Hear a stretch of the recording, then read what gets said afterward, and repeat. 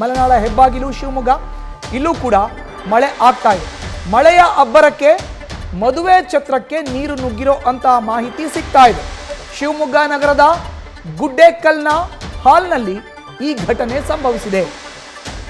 ಊಟದ ಹಾಲ್ಗೆ ನೀರು ನುಗ್ಗಿದ ಪರಿಣಾಮ ಅಲ್ಲಿದ್ದಂಥ ಜನರು ಪರದಾಡಿದ್ದಾರೆ. ಮಳೆಯ ನೀರಿನ ನಡುವೆಯೇ ಉಪಹಾರವನ್ನ ಸೇವಿಸಿರೋ ಅಂತ ಘಟನೆ ನಡೆದಿದೆ. ನೋಡ್ತಾ ಇದ್ದೀವಿ ದೃಶ್ಯಾವಳಿಗಳಲ್ಲಿ.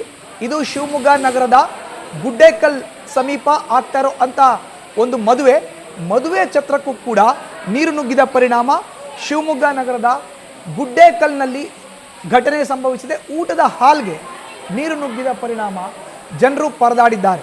ಮಳೆಯ ನೀರಿನ ನಡುವೆಯೇ ಉಪಹಾರವನ್ನು ಸೇವನೆ ಮಾಡಿದ್ದಾರೆ.